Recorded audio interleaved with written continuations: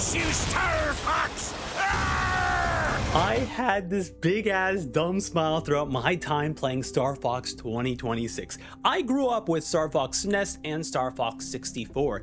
These games furthered my love of space and anthropomorphic characters.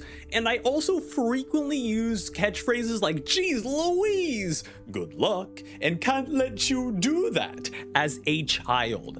Star Fox 64 shaped parts of my life. So I cannot play Star Fox 2026 without the experiences I had as a child. I have also never played any of the newer Star Fox games after 64, so my love of the entire Star Fox series and why I love these characters so much is because of the games that came out on the SNES and 64. Velan Studios did such a fantastic job at capturing most of everything that Star Fox 64 had to offer, while every new addition is better than I could have ever expected.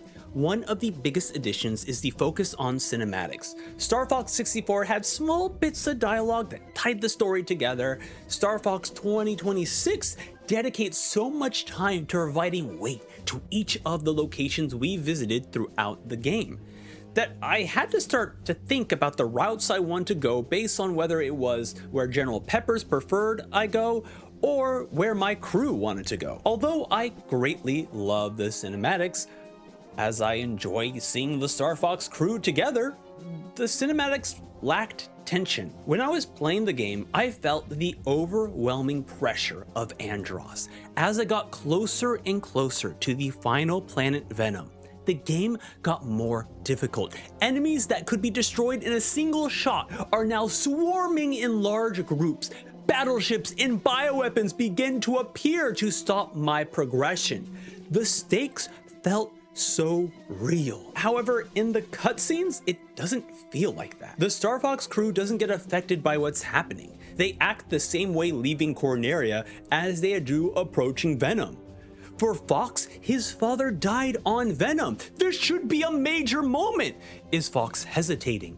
Maybe Peppy feels unsure if Fox is ready for this. Maybe Falco might be the one to deceive him, much like Pigma did for James. But instead, it's just played off like another mission that might be more difficult than the last. Now, this didn't affect my first time playing through the game because I was just so happy to see these cinematics look as good as they do. And also, to see the Star Fox crew communicate in ways that I have never seen them do before, I was just thrilled. However, as I look towards the future at a potential new Star Fox 64 remake, I hope that they attempt a more deeper character-focused story with real stakes and emotional moments for these characters we love so much. The music and environments are just stunning.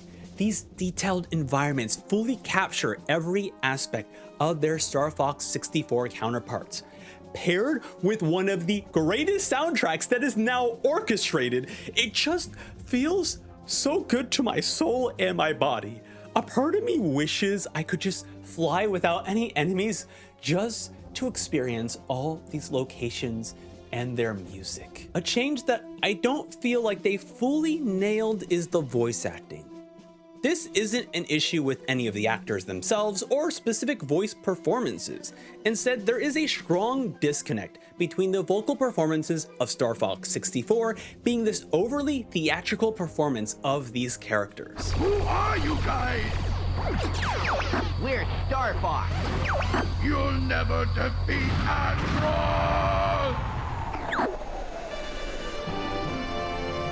In comparison to Star Fox 2026, where the vocal performances are more grounded in reality. This disconnect didn't distract me from enjoying the voice acting. I enjoyed the characters, and there wasn't anyone where I was just like, nah, that doesn't sound right. Maybe the decision for a more grounded performances was the choice of the voice director, or Velan Studios, or Nintendo, but I wish there was a better balance of the theatrical acting from Star Fox 64 and the grounded performances in Star Fox 2026. Honestly, Andross captured this balance very well in Star Fox 2026. Father involved himself in my affairs. He failed, and so will you. The last element I want to talk about is the gameplay. It is Star Fox 64.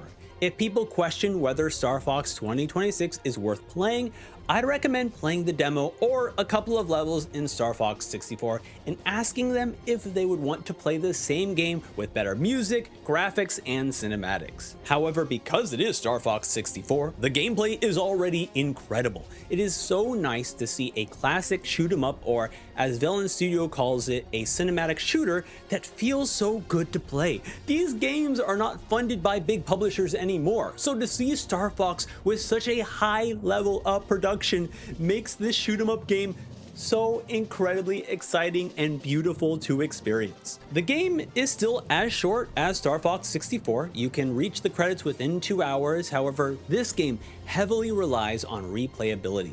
The medals, challenges, expert modes, and true ending make the game more enjoyable to replay. There are 15 levels in total, but each route only contains 7 levels. Players always start in Corneria and end on Venom. So there's a variety of ways to get from Corneria to Venom, which will also unlock a true ending depending on your path. The challenges are very fun as they encourage ways to replay the levels by completing a series of challenges.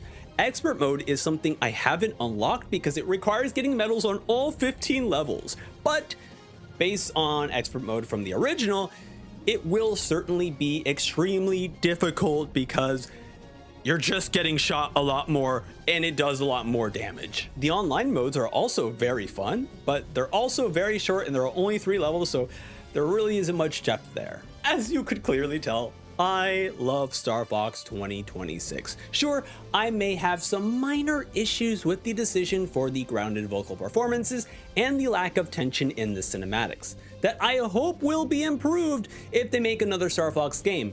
However, for someone who has adored Star Fox 64, those issues didn't bother me during my playthrough because I was just so enamored by the music, visuals, and just seeing these characters again.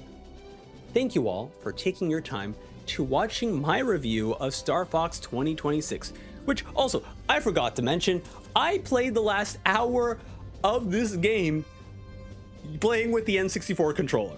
And you know what? It felt right at home. Also, I forgot to mention, I also played Battle for Atlas as well because they had the Star Fox R-Wing. I only played that game for like 2 hours and I was like, yeah, this is not really the game I want to play, but still they gave you a cool little R-Wing. Okay, that's it for me. Goodbye now. Bye-bye.